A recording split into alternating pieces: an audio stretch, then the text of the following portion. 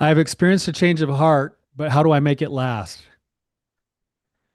What is going on, you guys? Tyler, your wandering therapist here today. Brandon is out again. He's still on vacation. And uh and so it's me as the host today, but bringing on a different brother. My actual brother-in-law and business partner, and a lot of you guys have seen him before, Chase. So we'll be getting together with Chase and talking about this topic. But before I jump into that, I wanted to just throw a couple of things out there. Number one is we love to hear from you. If you'd like to become a caller on the show, therapybrothers.org would be the way to go. Sign up and leave a question for us. You can type in a question, or especially, we would love to be able to talk with you about whatever it is you're going through in your own journey, your own healing, your own wholehearted pursuit.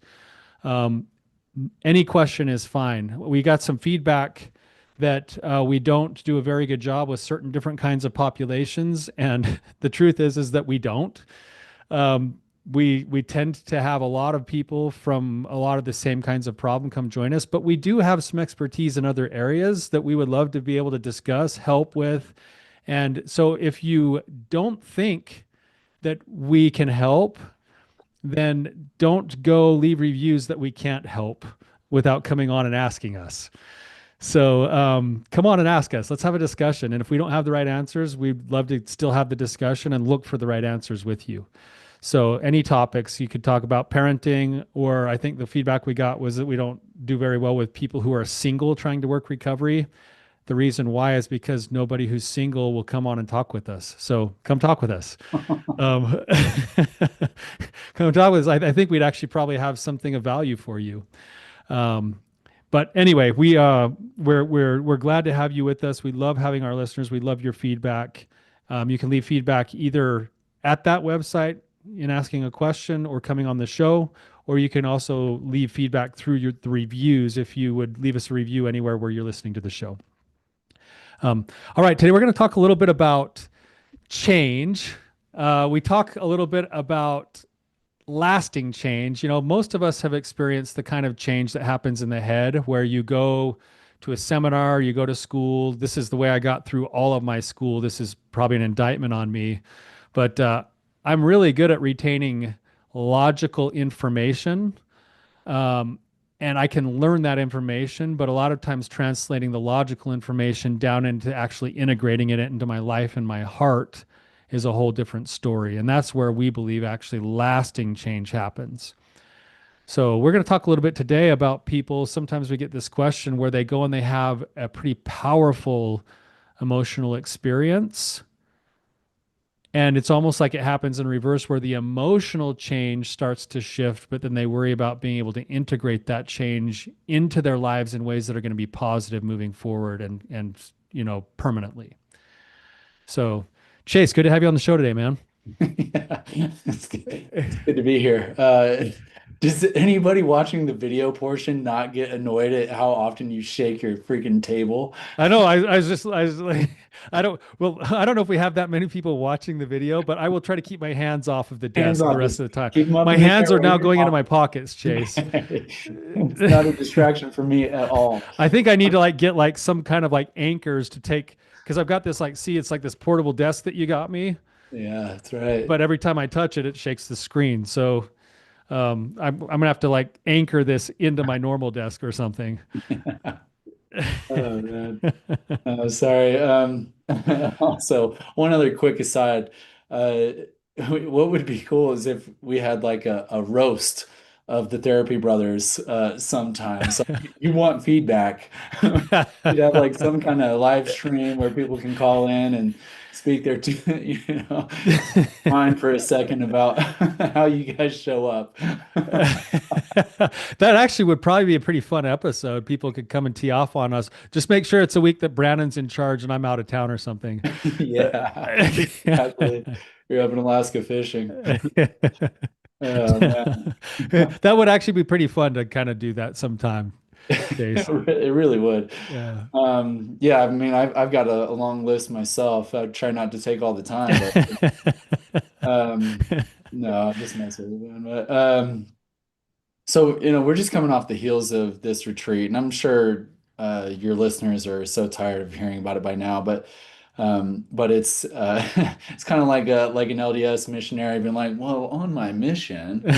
Okay, enough of that.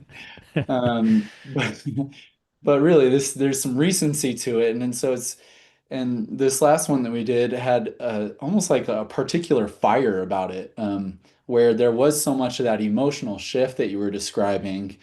And then, it's like send everybody back home. Good luck to you. I wish you the best as you try and integrate everything that you just learned and felt and your these newly formed beliefs.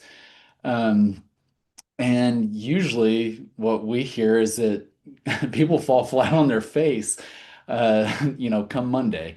And it's this interesting process, this give and take. And I've heard about it. One of my favorite musicians, Yo-Yo Ma. Do you know who that is? Yes, not like you do, but yes, I know who Not that like is. I do. And actually, one funny little story about Yo-Yo Ma is that I used to think Yo-Yo Ma was a woman because it was Yo-Yo Ma, and I was Oh like gosh, Mom, Chase. yeah, I didn't know.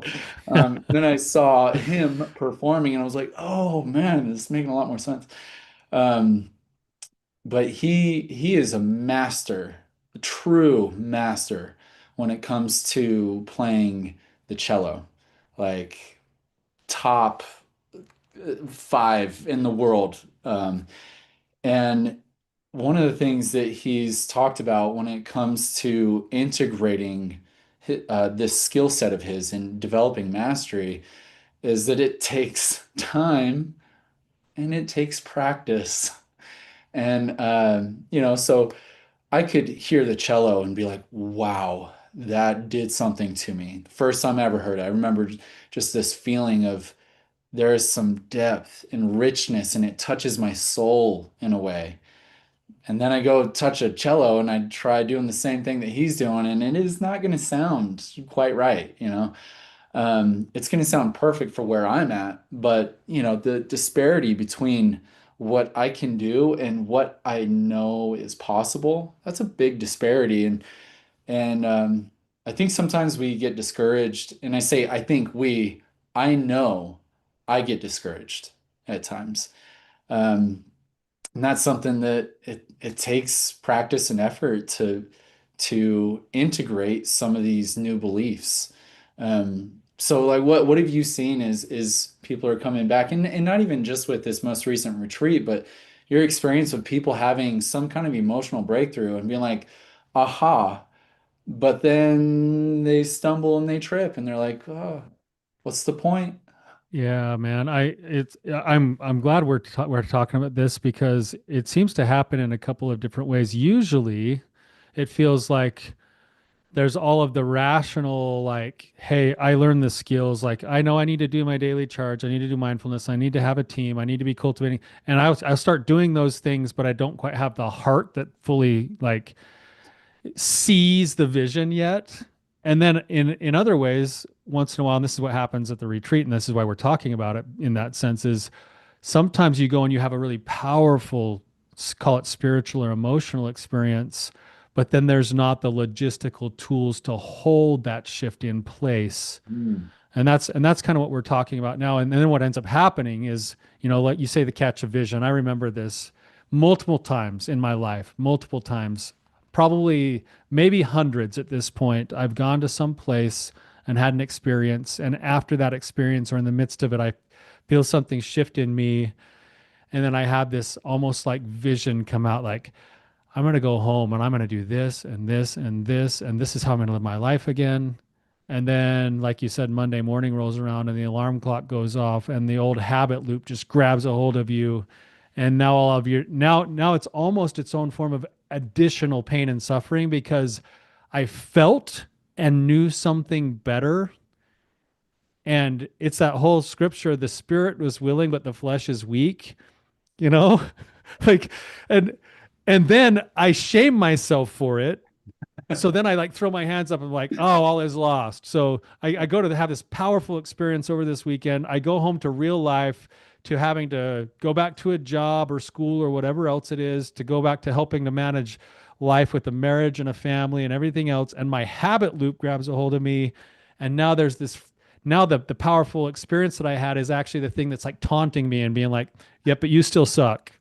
Like you use proof. This is proof that you're just a failure because everybody else had these amazing experiences. And you almost wish you wouldn't have had the experience because you don't want it to torment you that you should be something different, Mm. Ah, right? yeah. Yeah. And so part of the work is actually letting that experience be a part of a process. Let it be a call up to continued change and practice rather than an indictment of how horrible you are. Amen. Yo-Yo Ma calls that process punctuated equilibrium. I did a master class just learning about music theory with him, and it was interesting him talking about how there's these points where we kind of go like this. We go up and down along this axis of we're improving and we kind of have a failure, improving a setback, improve. But then there's these moments where it seems like we have a jump, like into the next level. We bump up. Maybe it's like what you're talking about with the retreat. You have this moment of elation or epiphany and revelation, and then you're at this level, and then you kind of jostle around at that level for a little bit.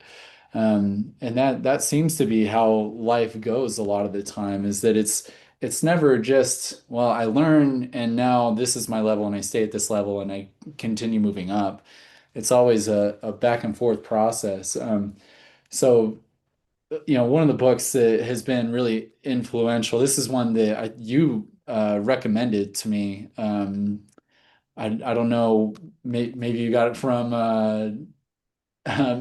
Fred Rogers, that documentary. Anyway, it's called Deep and Simple by Bo Lozoff, and it's he's an interesting character. He served in prison systems to help support kind of as in a pastoral sense, an interfaith pastor is how I'd qualify him. But there's a this first chapter. I'm not gonna read the whole thing, but I do want to read a couple of things out of it that I think are really relevant and impactful. And the first one is just talking about practice. Says a belief or an attitude is a great first step, but we must follow it with regular practice. We must remind ourselves of what we believe in. We must find ways to deepen and strengthen those beliefs. We must see how they hold up under pressure. We must make spiritual practice part of our ordinary life experiences throughout each day.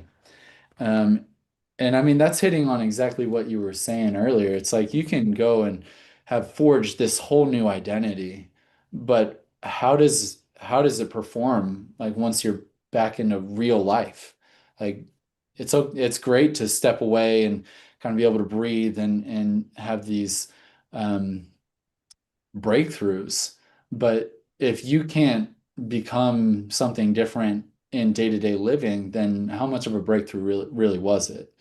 And that's one of the struggles that I experience all the time. So um, I love the idea of being reminded of our own beliefs though and our values. Like how what's been your experience with remaining true to your values? Like how do you do that on a daily day-to-day basis? Yeah, I really love what you shared from the book there, Chase. It actually kind of lines itself up really well with sort of how we developed the Reclaim Your Heart platform, and particularly the healing journey that's inside that platform. The whole first section of that course is geared towards this idea of what you were just describing as the methods of practice. We talk about sort of the basics of recovering your heart from shame, trauma, betrayal, addiction, whatever else. Really, it's about shame and trauma. the practices in the first section, there's really four main cornerstones that we teach, and then that we reinforce to be committed to over and over and over and over and over again, not to be perfect, but to be in practice, Mm. right? And those things are one, building and cultivating the right heart, which comes through your daily charge. Two, eliminating the things that are actually distractions and taking your time and energy that aren't effective for you. That's your lines of defense. And then you have the building of your team, which is making sure you always have a few people in your inner circle that know exactly what you're working on to to both provide empathy and accountability.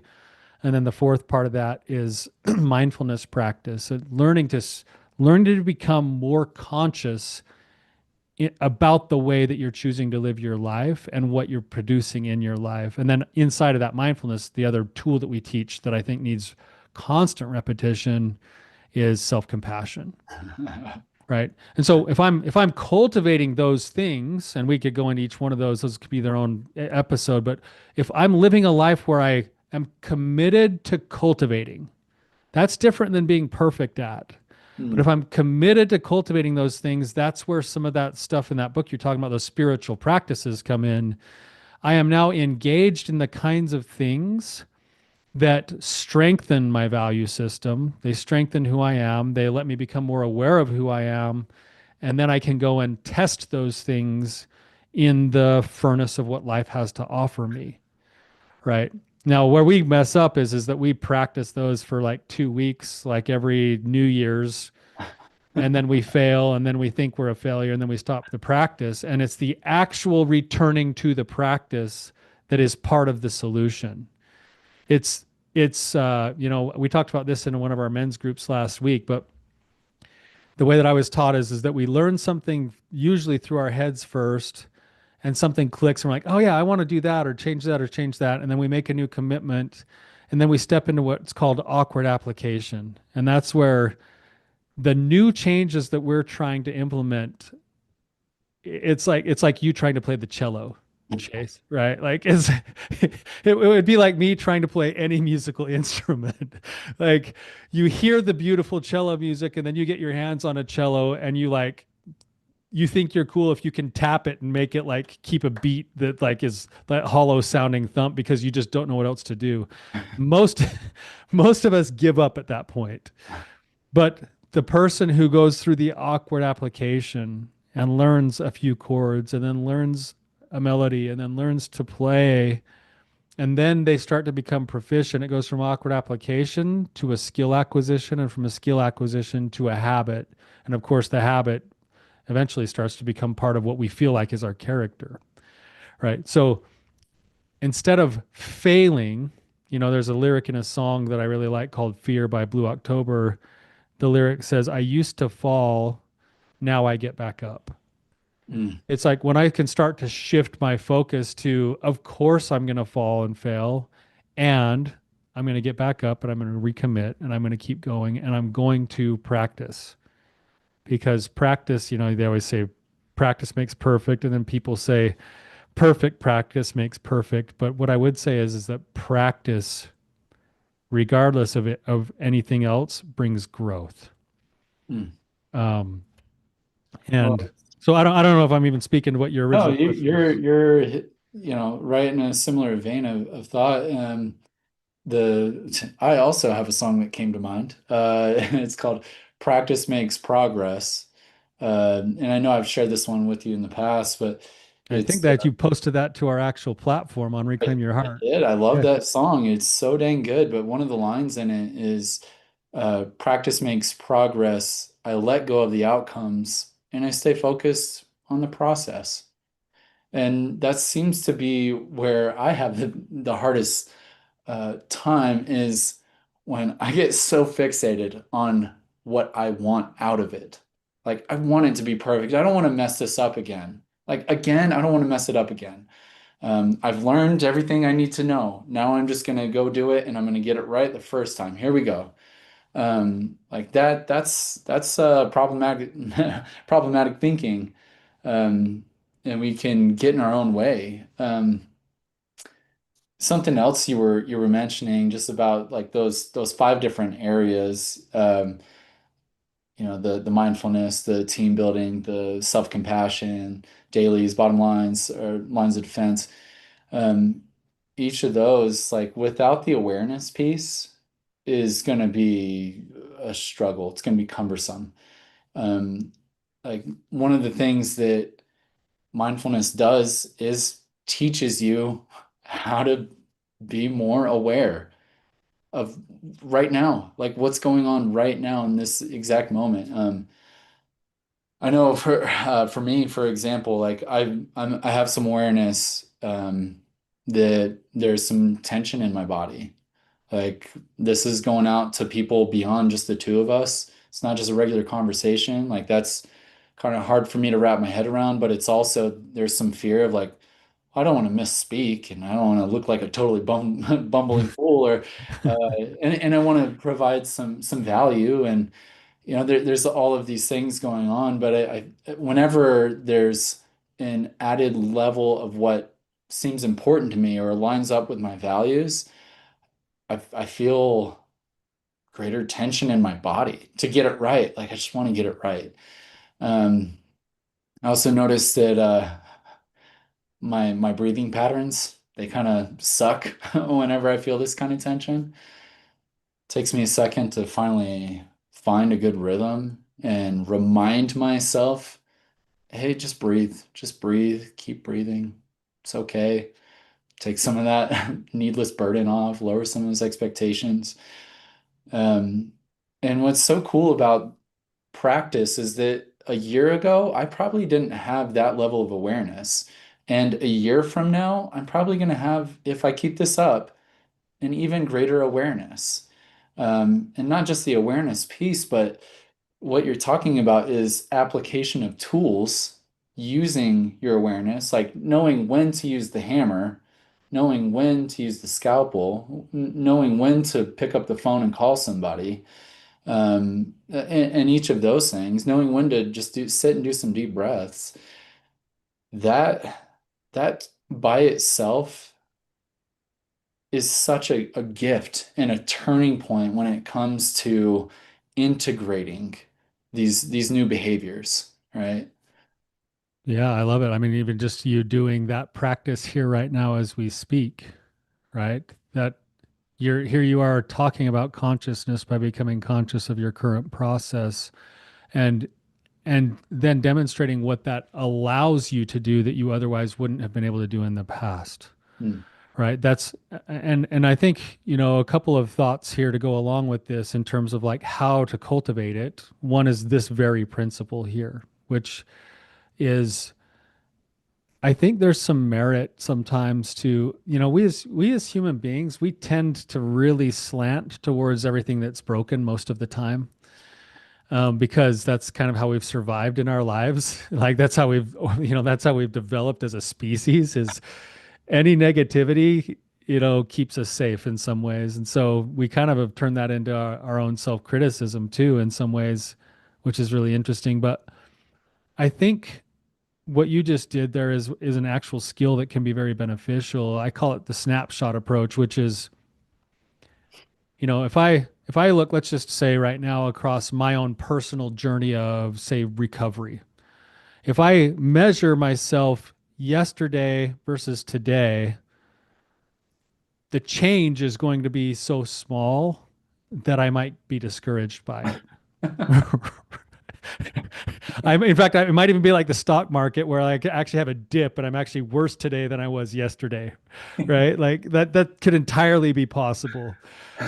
That's hopefully not the goal. But if I were to take snapshots and say, okay, D-Day happened for me, which is where I would consider really the shock to my system that really kicked off real recovery. That was almost 2 decades ago, sometime. I don't remember the exact date. If I were to go a year ago, 3 years ago, 5 years ago, 10 years ago, 15 years ago, in terms of where my current life is at, in terms of being congruent with the man that I want to be versus where I was then, that bell curve of difference is massive. Hmm. And that's actually encouraging because I can now see the trend upward. And now all of a sudden, It's like you know who Simon Sinek is. He uses the analogy of the brushing of the teeth. You know, he's like, what happens when you brush your teeth today? Pretty much nothing. Like no, almost nothing happened when you brushed your teeth today. Um, because you brush your teeth every day, and the brushing of the teeth every day is what actually keeps the good dental hygiene going. But you're doing something that actually, in the grand scheme of things, is not massive, except that it produces massive results over time. And so I'd encourage anyone listening, if you're looking at changes you're trying to make in your life, if you're committed and you're committed to a process, if you look at the snapshots over time, that'll be much more encouraging than just the snapshot of today. Mm. Um, and then we had a comment here just in the live chat here while we were recording. I think this is actually really good of how to hold on to it. Talking about the change emotionally. I agree. I find sharing, this is, I think, Black Rose 13. I agree. I find sharing the experiences help to keep them alive in my heart. And I think there's merit to actually sharing maybe in multiple ways. One would be in your own journal, your own personal use, but then also finding the right people to share those changes with. Just by nature of sharing them out loud, they reinforce into your own system and they naturally become a form of accountability because you just outwardly spoke some of the things that you're working on. And so I think that was a great suggestion. Thank you, Black Rose. Hey, that's Um, Undertaker. Shout out to that guy. oh, that's the Undertaker. Yeah, that's him. Oh, all right, Undertaker. It's good to have you with He's us, with man. us. Yeah. Appreciate the comment. Yeah. I did not know that was his call name. Yeah, he needs to update it. Now Um, we have like a whole bunch of people wondering who the Undertaker is, and yeah, it's not the wrestling guy. yeah, Yeah. he's way better than that guy. Yeah. Real quick, I wanted to kind of in that same vein of how do you hold on to it? Yeah, I was going to ask you about mantra. Early on in your practice with your therapy practice here, um, didn't you have some kind of mantra that you would apply regularly when you were, especially when you were getting kicked around and beaten throughout the day? And like, what do you remember what that was? I you might have to remind me if it's not the one you're thinking of, but this was tied to for me to like self-compassion, the Yeah. practice of self-compassion. Like I always had this, and I don't know if anyone will relate to this, but you can all pick your own favorite core belief that beats you up and pick your own. But mine was Tyler, you're a failure. Right. And I decided that every time I felt my sense of failure, which was my shame, I'd feel it in my chest, I'd feel it in my face, I'd feel it flush, and then I'd feel my body want to close in on itself, and then I'd be like, Tyler, you suck at this, or oh man, your clients missed out on that, or you should have said this, or you failed them this way, or you did like the brain would kick on. I decided every time I felt my shame that I was going to practice the self-compassion, and so I would actually take my hand, put it over my heart, and feel the warmth of my hand go into my heart, and then I would say, Tyler, the truth is that you're a work in progress. You're a force for good. God is designing you to be exactly who you're supposed to be in this moment, and you don't have to be a finished product today. And then I say this to my clients all the time, but I love the idea that I get to grow until I die.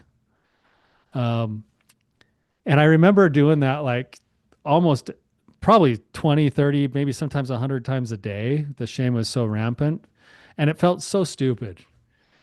Like the practice, we're talking about practice. Yeah. That practice, I mean, even saying it out loud, I know there's people that are like, oh, dude, like Easy. cheesy. That's so stupid. Or do you remember when we did I know what you're about to say. Yeah. what am I going to talk about? You're going to talk about the bean in the sock. That's right. Like we did the UCAP presentation. So we presented at the Utah Coalition Against Pornography. I was the speaker and you were the guy who made me look good with my presentation. That was like back in like 2017. And we were like a little unorthodox in our presentation. And I think I remember a slide that actually shows you a hand-drawn sock, like a calf Yeah. high sock like the ones I wear, with a little bean. inside of it. And the exercise that we we we we passed out like beans to every single person at the Hundreds presentation. of It beans. was like 500 people. We made them all take a bean. And then we talked about like the possibilities of that seed, that bean. Like what could it possibly become, you know? And ultimately it could become its own bean that then produced hundreds of other beans in the future. Its possibilities were limitless, right? So we're talking about all this, and then we told everybody then we told everybody to take the bean that we'd given them and put it in their sock. And every time that they got annoyed that that bean was there, like on their foot or in their ankle or whatever, and it was like rubbing that, like causing a blister or something, every time you noticed the bean, to practice the mantra. So you're practicing that mantra like 100 times a day because every time you're like, oh, why did I put that bean in my sock? Like, oh, the truth is that I have limitless potential. You know, like Put my hand over my heart. I'm gonna practice that. And you know, like that sounds so cheesy. But you know what, Chase? Like that practice, not only done logistically, but done eventually logistically paired up with hope, Mm. eventually paired up with willingness, eventually paired up with desire, which is that emotional shift. Guess what happens when you look in the mirror after a while? When I look in the mirror, I more often see a work in progress and a force for good rather than a schmuck who fails everybody. The belief system itself not only changed rationally, but it changed emotionally, and it came through cheesy practice. Mm. Yeah. Cheesy practice of being in the sock. Yeah.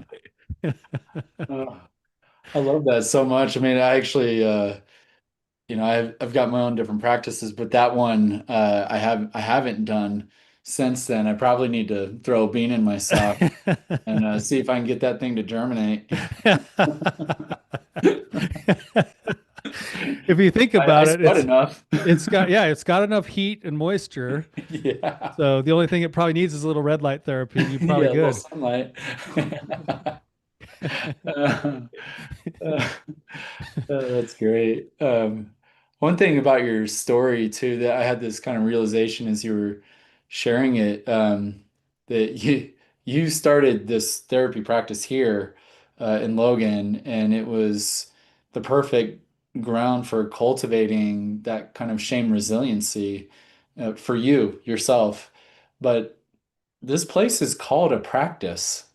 Like, how cool is that? It's called a practice, and not a therapy perfect or any other thing. It's called a practice, and it's the grounds to be able to try a different way of thinking, try a different belief system, to apply some of these things. And so that I think that there's something that's kind of cool and beautiful about that. That's something that I really love about what you've brought to like what we do at our practice is we have tried some we have tried some really interesting things to see if they would be helpful to people. Like go to a national conference and tell people to put a bean in their sock. Like we've done a lot of experiential things here at our practice. Some of them have been more beneficial for people than others. But the only way that you find what's going to work is the willingness to step in and practice, knowing that some of those things are going to fail, Hmm. Yeah. right? And that's something that I've actually really always appreciated about having you be an influence in my life personally is I sometimes feel like I'm more of the brakes and you're the gas pedal. But Better or worse, yeah. but you're willing to go step in and be like, hey, let's try this thing. And the energy that you approach that with is actually more of like and if we fall flat on our face, no, fine, we'll learn. Like that's that's what we're going to do is we're going to learn until we get it right. Mm. And that approach to life, I mean, you guys think about this who are listening, like if you relate to me, I'm like the fixed mindset guy that needs to have it perfect in order to go do it versus somebody who's got the growth mindset, which says, I don't have no clue what I'm doing, but I'm going to do this, and then I'm going to learn, and then I'm going to do this, and then I'm going to do this, and I'm going to do this. You'll notice an instant difference in the rate of progress when it's approached from that practice mindset, Mhm. So, right? something else we're kind of talking about on a deeper note is faith. Like the reason you practice something is because you believe that there's even a possibility that you could become that thing. That to me is so beautiful, and what you were just hitting on. There's another quote from Deep and Simple. This is the chapter When Everything Goes Wrong. He's talking about faith. He says, "Faith is a profound acceptance of life's ultimate goodness, no matter what happens." Uh, that every genuine spiritual path has more to do with our response to things going wrong than with our problems being magically corrected. It's like that's exactly what practice is. It's a demonstration of faith and courage, leaning Uh, in every time you feel like giving up. Under You have pressure, to. it's what you said earlier about from the other quote of testing those new beliefs against the pressure that life brings, basically. Mhm. And that's where the practice before the pressure is important, so that when the pressure does come, we see how it actually does hold up, right? Absolutely. Yeah. Yeah, that's beautiful. And that idea of faith, I think there's an element, if you look at it from like recovery terms, I think faith goes a lot with other principle terms that we use, like surrender and acceptance, Mm. right? That life is beautiful and perfect as it is. Like, have that sit on you for a minute. Like, anyone listening, like, look at all of your challenges. Faith would be an acceptance and surrender to what is, rather than what should or shouldn't or could or couldn't be, and then making your choices based off of your values inside of what is. Like, whoa, there's some implication there. There's a ton of potential learning and growth there. It really is. I, as you were saying that, I call you Pat, and it's a special name for me to call you that. I felt some stirrings, and I just want to vocalize this that it might take me a second to get the vocal box unlocked a little bit, but um, I felt so much trust from you. You've been in my life in a pretty tremendous way for a long time, since I like saying, a little chubby 10-year-old boy. You've been, married to my oldest sister, but you've been more and more significant in my life all the time as a brother and as a mentor. Um, and I feel the same type of love and connection for Brandon. I've loved watching the two of you grow, and this is pretty personal to be able to witness the two of you doing this thing together, and all the random conversations, podcasts, and every other thing that you guys have done. But I I wanted to just say that I feel a tremendous amount of trust from the two of you, and what that does to me when it comes to my own willingness to practice is that I try harder. Like, and not because I want to appease you guys or anything, but I just feel love and faith in me. And that makes that makes this process so much more doable, beautiful, supported. Um, and the the thread of truth that I want to share with anybody that's listening is get some people in your corner. Like if you don't have that, find them. Like you want to integrate some beliefs, you want to make these changes to the way that it's possible. like, and not just possible, but just fun. Like, like I've had so much fun in this journey having brothers. Um, I've also felt like in my deepest despair that I wasn't alone. Um, all the times that I tripped up, mess up, I have somebody that's there that says, "Hey, you can do this, and it's okay." If you don't have somebody that's doing that, or that you're doing that for, go find your people. Like that's worth it by itself. If you disregarded everything else that we talked about today, but you went and found your people that could help you practice, like that would be life changing. I think that's its own really great suggestion, Chase. And I just want you to know that the feelings are mutual. What you spoke about trust, I think, applies not just to other people, but to that continued wrestle with a higher power, someone bigger than ourselves, too, of being able to put trust into something bigger than ourselves. When you have the support of the wrestle with something bigger, or someone bigger, of God, and then you have the team to help push you into that unknown place, that really is where life is rich.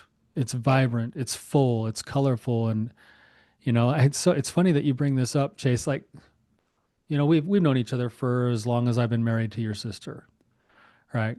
You won't remember this. I have told you this before, but I remember this clear as day. The very first time I met you, when we went out to Georgia to meet you, where you guys were living, and your papa was there. Came your mama and your papa came, and they were driving around. I think it was like a turquoise blue van, like big Astro Astro. van, Oh yeah. massive Astro van, and he's like the most interesting character anyway. But anyway, I'm sitting there and I'm just kind of barely starting to get to know you, and you were exactly right. You were little, like just a little chubby face, like probably how old you got had to be like 11. Yeah, somewhere in there, yeah. You had to be like 11. I'm sitting next to you. We're driving somewhere with like your papa driving like nobody's business in this van. We're all wondering if somebody's going to kill us because he's like such a bad driver.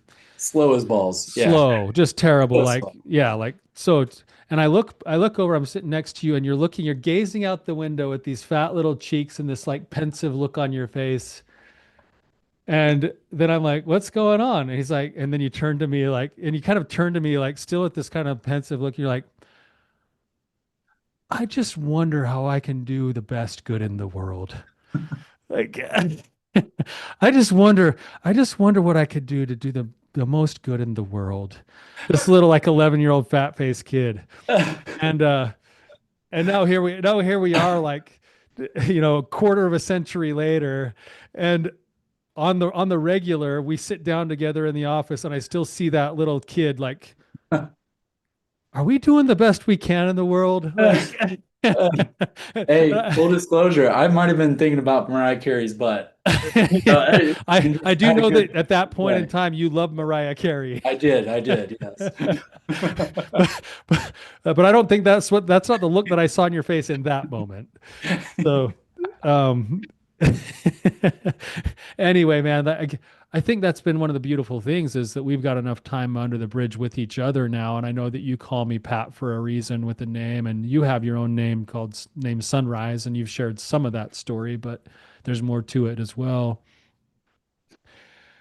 To your point, part of where those names have been derived has been through the shared experience with your brothers, with your team, where you start to actually uncover and unfold the truth about who you really are in God's eyes instead of living the lie anymore. And when you have supportive people who will, in essence, because of the way that they support you and love you and hold you accountable, they invite you into the space of manifesting the truth of who you are, upping your game, Mhm. engaging in the practice, going back after you fail.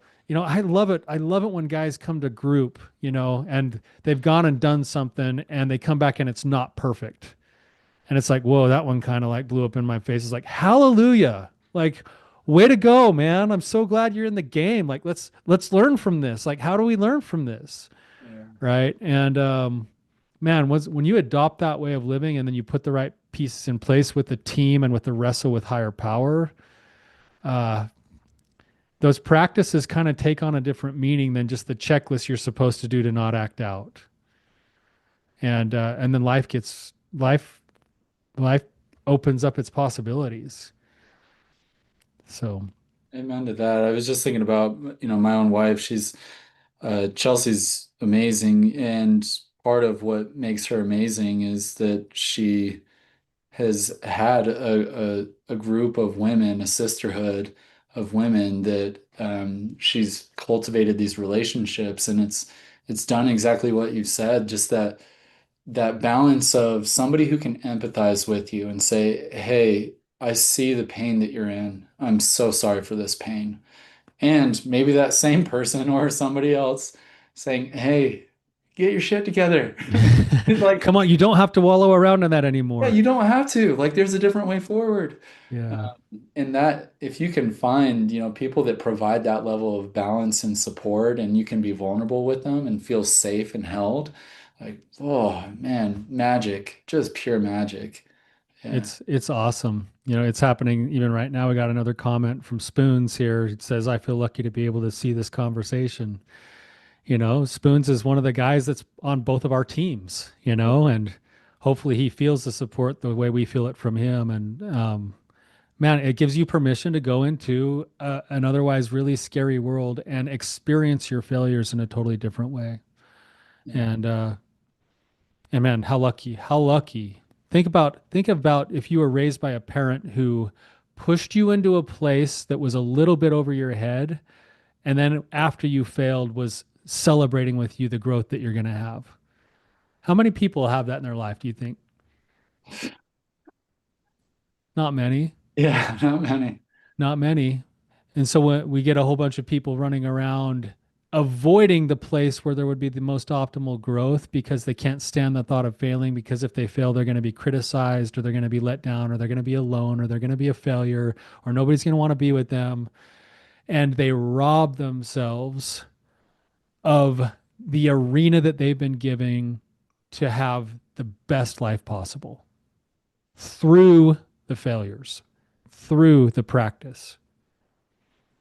So, anyway, Chase, Sunrise, thank you. Thanks for coming on today and having this discussion. Any last thoughts that you want to add? Um, well, one shameless plug is that I do a mindfulness practice every Thursday on our platform. A community call is online, and with that, like, I am so much more a student way before I am a teacher, in this domain in particular. But I love it, and it has learning how to practice individually and then share it with others, or practicing stillness together. That's something that is significant. If you don't have a space to do that, then please come join us sometime. Um, That's through reclaimyourheart.org. yeah, yep, exactly. And then the last thing is, like, time wise, I had it in my heart at the very beginning to maybe share a prayer. Um, and I know this is random, but I think part of where this is stemming from is a desire to encourage people who feel like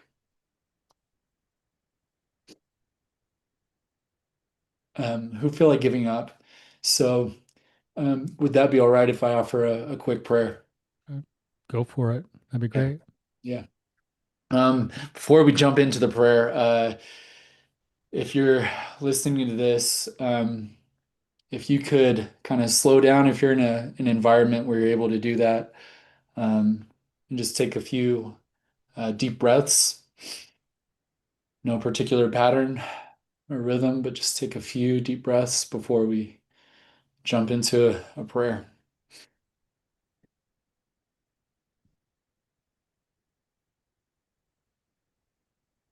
And I'd invite you to open up your heart a little bit in whatever way however you interpret that, and to soften and open up.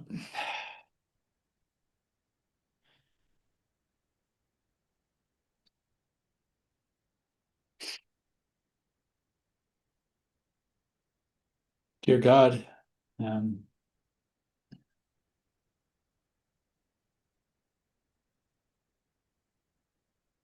we are grateful.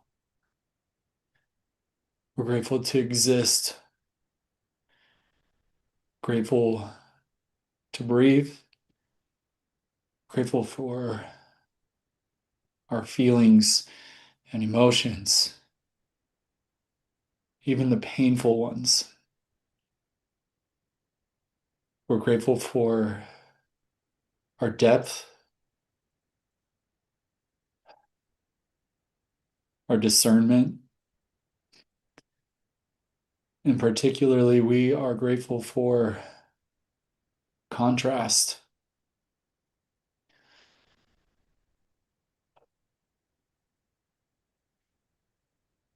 We ask for guidance at this time. We ask for strength. We ask for love. We ask for self compassion in places where we are so quick to shut ourselves down. We ask for grace in this process, knowing that we're imperfect, knowing that we're going to fail and mess up and screw up in abundance. But we ask for grace. Please help us to overcome, to get up.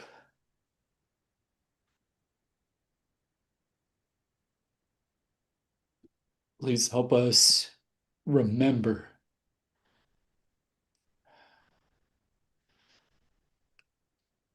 Please help us remember. Remember who we are, remember our purpose, our identity, our personal calling. Please help us to hear and to respond. Please bless all those that are struggling with their own faith, with this wrestle, their faith in their own abilities. Please bless them. Please help us to feel your love. In the name of Christ, amen. Amen. Thank you, Chase. Yeah. Thank you for being on here and for bringing your just genuineness and heart that you bring to just the way you approach life. Um, Thank you to our listeners who are here with us and who are in whatever struggles you are in. Know that, at least in spirit, you are not alone, and that there are people, even total strangers, who would relate to whatever you're struggling with and who want the very best for you. And hopefully, you're able to will that into the lives of other people as well. So, if this is meaningful or beneficial, please feel free to share it with other people. And until next time, you guys, keep on keeping on.